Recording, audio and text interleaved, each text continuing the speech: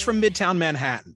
Greetings more specifically from Hudson Yards near the mouth of the Lincoln Tunnel. I'm at the CNN headquarters today. More importantly, I am straight across the street from Peloton.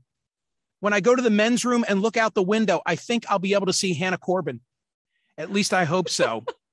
Thank you, TC. I'm here all week. No, actually, I'm here only today. Meanwhile, back home in Philadelphia, the magazine of record, that would be Philadelphia Magazine, just named me one of the 76 most powerful people in the city.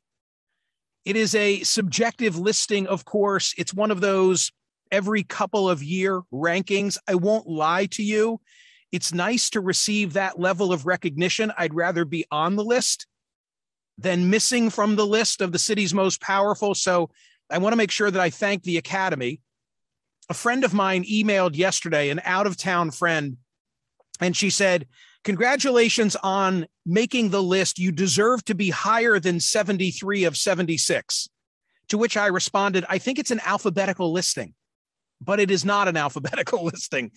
And I doubt I belong.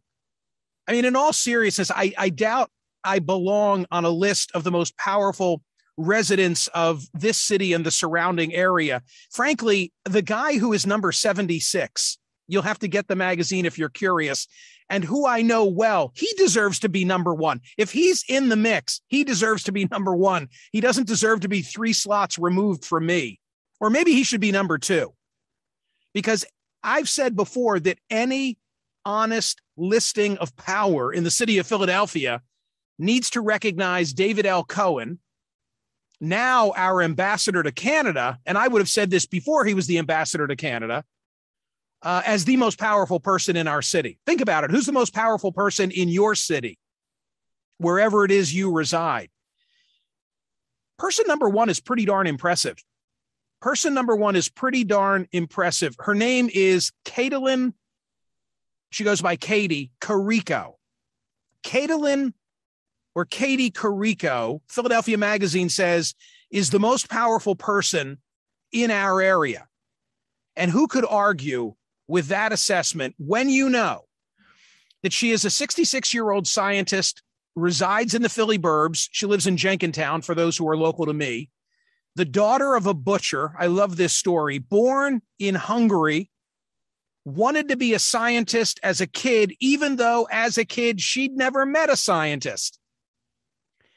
Here in the States, her academic career sputtered for a long time. She left Temple University, went to Penn, didn't look like she was going to make it at Penn, then had a chance encounter with someone else, and it put her on a different trajectory. She and an immunologist named Dave Weissman are credited with research in mRNA that led to the Pfizer, BioNTech, and Moderna COVID vaccines. From a New York Times profile of her recently, quote, "For her entire career, Dr. Carrico has focused on messenger RNA, or mRNA, the genetic script that carries DNA instructions to each cell's protein-making machinery. She was convinced mRNA could be used to instruct cells to make their own medicines, including vaccines." She deserves a great deal of credit for the fact that we are where we are with regard to the pandemic. Yeah, now that's a number 1 in terms of power well beyond the city of Philadelphia. But thinking about who's powerful at home has caused me to think about who's powerful abroad and globally. Who's the most powerful person on the planet? Think about it for a moment. The most powerful man or woman on the planet is who? I would argue that it's not Joe Biden. It is not our commander-in-chief. It is not Putin. It is not Xi. It is not Bezos. It is not even Elon Musk, who, by the way, as of today, is singularly worth more than ExxonMobil. Come on, you know where I'm going with this. If I'm ruling out Biden and Xi and Putin and Musk and Bezos, then who am I arguing is the most powerful person on the planet? Zuckerberg.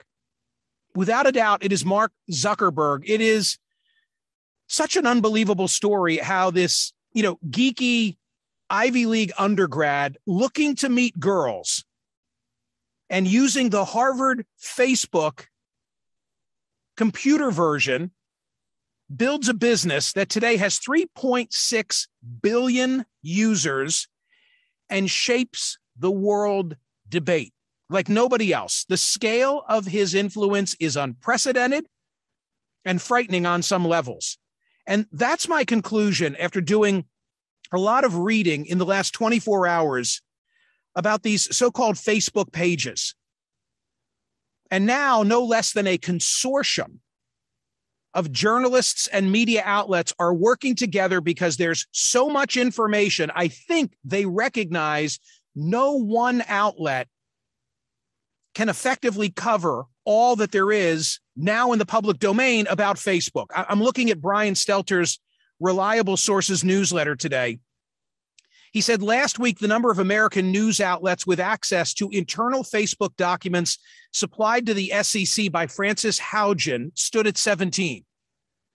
Those outlets, from CNN to the New York Times to Wired and Politico, agreed to a Monday morning embargo, which is why more than 50 stories all came out on the same day, meaning yesterday. And if you go to Smerconish.com or if you receive my newsletter, you see some of this reporting today. There are many, many more stories now in the works. The Guardian has now joined the consortium. CNBC, the New York Post, Ben Smith of the New York Times tweeted that the competing yet coordinating newsrooms are keeping in touch via Slack. This is like unprecedented, a combined media effort, indeed a consortium, all working together because there's such information that they think has value. The AP says the following: each member of the consortium pursued its own independent reporting on the document contents and their significance. Every member also has the opportunity to attend group briefings to gain information and context about the documents. Reporters and editors are expecting to receive additional documents for at least the next couple of weeks. These are all documents that Haugen, the whistleblower, has submitted to the SEC. And you say, how come? Well, she's made a series of whistleblower complaints with the U.S. Securities and Exchange Commission. It's unclear whether the SEC will take on this case, whether they'll pursue any action, including against Zuckerberg personally. The allegations made by the whistleblower represent, arguably, says the Washington Post, the most profound challenge to Zuckerberg's leadership to date. Now, when the Wall Street Journal first started to report, we didn't know the name Frances Haugen, but the Wall Street Journal had this story initially. And when they first broke the story, many focused, because that was where the journal was going, on the algorithm issue. What determines the order in which you receive your data? How do your previous interests then lead to what Facebook is going to feed you? And how does that all relate to the climate of incivility that is so dominant in our politics? That's where my focus was. Additionally, there was a lot of focus on just hate speech generally and Facebook's regulatory or lack of regulatory role. You know that Zuckerberg testified before Congress that the company removes 94% of hate speech it finds before a human reports it. That's important. Internal documents say that its researchers estimated, Facebook's own researchers estimated, that the company was removing less than 5% of hate speech that is on Facebook. So that's where we've been up until now. But the reason that today I want to make the argument that Zuckerberg is the most powerful person on the planet and we need to be concerned, and it's not so much because of Zuckerberg personally, it's not because of any quality or trait that he has, it's just about such a concentration of power in any individual's hands, any unelected individual's hands, is problematic for the reasons I'm now going to explain. Again, up until now, it's been the algorithm, hate at home, How did this impact the 2016 election, the 2020 election, the aftermath of the election? Here's a summary from the Washington Post of what I'm talking about when I say it's much bigger than that. It's much more global than all of that. From the Washington Post, a personal decision by Facebook CEO Mark Zuckerberg leads to a crackdown on dissent in Vietnam. Measures to suppress hateful, deceptive content are lifted after the American presidential election in 2020 as pro-Trump groups disputing the legitimacy of the election experience meteoric growth. A dummy test account on Facebook in India is flooded with violent anti-Muslim propaganda, which remains visible for weeks on the real account of a frightened Muslim college student in northern India. In other words, Facebook is dictating the terms of speech all around the planet and having immense impact on government, democratic and otherwise. You already know, and we've already talked about how during the run-up to the 2020 presidential election, the social media giant dialed up efforts to police content that promoted violence and misinformation and hate speech. But after November 6th, based on the documents that Frances Haugen has put in play, we now know Facebook rolled back dozens of measures aimed at safeguarding U.S. users. A ban on the main Stop the Steal group didn't apply to dozens of lookalike groups, by way of illustration. So I'd like to say we already know the impact that Facebook is having on our democracy, but for all of Facebook's troubles in North America, its problems with hate speech and misinformation are dramatically worse in the developing world. And one of the reasons seems to be, the big reason is they've got too many users. They can't properly police all the content on their platform. And no amount of artificial intelligence seems capable of doing the job that's necessary. Here's an illustration. Vietnam. I made reference to Vietnam. Okay, this is from the Washington Post summary of what we now know about Facebook and Vietnam in very simplistic terms. Late last year, Mark Zuckerberg faced a choice. Comply with demands from Vietnam's ruling Communist Party to censor anti-government dissidents or risk getting knocked offline in one of Facebook's most lucrative Asian markets. That's the task that Zuckerberg had. In America, the tech CEO is the champion of free speech, reluctant to remove even malicious and misleading content from the platform. But in Vietnam, upholding the free speech rights of people who question government leaders could have come with a significant cost in a country where the social network earns more than $1 billion in annual revenue. So Zuckerberg personally decided, one person decides that Facebook would comply with Hanoi's demands. These are sourced documents from Frances Haugen, as well as individuals who've backed them up for the Post.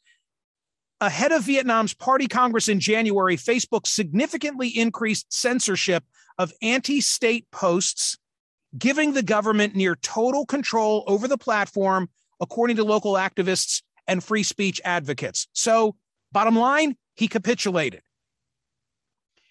Ethiopia. Facebook knew that it was being used to incite violence in Ethiopia. It did little to stop the spread, so say these documents. Facebook employees repeatedly sounded the alarm on the company's failure to curb the spread of posts inciting violence in at-risk countries like Ethiopia. These are CNN's reports I'm now sharing with you. The social media giant ranks Ethiopia in its highest priority tier for countries at risk of conflict, but the documents reveal Facebook's moderation efforts were no match for the flood of inflammatory content on its platform. Facebook's team shared documents, an internal report with CNN, Coordinated Social Harm was the title of it. The report was distributed in March. It said that armed groups in Ethiopia were using the platform to incite violence against ethnic minorities in the context of civil war. At the time, a conflict in the country's northern Tigray region between its former ruling party And the Ethiopian government had been rumbling on for 5 months. Intermittent internet blackouts and media restrictions had obscured much of the fighting. Again, Facebook determining what information is shared amidst that conflict in Ethiopia. India. In India, documents show that Facebook employees debated last March whether they could clamp down on fear-mongering anti-Muslim narratives that the prime minister's far-right Hindu nationalist group was broadcasting on its platform. In one document, the company notes that users linked to Modi's party had created multiple accounts to supercharge the spread of Islamophobic content. Much of this content was never flagged or actioned because Facebook lacked moderators and automated filters with knowledge of Hindi and Bengali. They didn't know the language. They didn't have the AI that was attuned to the language. They couldn't regulate the hate speech. Do you want more? One more. Human trafficking. The company has known about human traffickers using its platform in a way since at least 2018, the documents show. It had gotten so bad that in 2019, Apple threatened to pull Facebook and Instagram's access to the App Store. Such was the concern over human trafficking. Facebook documents describe women trafficked in this way being subjected to physical and sexual abuse, being deprived of food and pay, having their travel documents confiscated so they can't escape. Earlier this year, an internal Facebook report noted that gaps still exist in the detection of on-platform entities engaged in domestic servitude. I could go on and on and on. The Facebook documents that you're seeing headlines about in today's media contain these stories and much, much more. Now, a curiosity. You're saying, well, wow, what impact is that having on Facebook's business? Well, Facebook shares are up nearly 2% in after-hours trading. The company's quarterly earnings report showed $29 billion in revenue for the 3 months that ended in September. That's up 35% from last year. The company posted nearly $9.2 billion in profit, up 17% from the year prior, and the number of people using Facebook's family of apps grew 12% year over year to nearly 3.6 billion during the quarter. That's 3.6 billion on a planet that houses 7.8 billion. I can't think of anything else. Can you? Can you think of any other product that so unites the planet? How many of us drink Coca-Cola or Pepsi? I don't think it's 3.6 billion of 7.8 billion. Look, I am probably not one of the 76 most powerful people in the city of Philadelphia, but I'm telling you, Mark Zuckerberg is the most powerful person on the planet. That's the easy assessment. The more difficult question is whether anything can or needs to be done about it. He's built something so big that were the SEC to remove him, somebody else or some other group of people would be able to fill that vacuum, and they would then wield that power. And if you were to break it up, I don't know, could it be replicated by some other platform, some other information source? Is there any solution to the type of concentration of power that we are now seeing exhibited in all of these documents that Frances Haugen has brought to light? Mark Zuckerberg is the most powerful person on the planet, and he is shaping the course of human events unlike anyone in our history. That's my argument, and I'm sticking to it.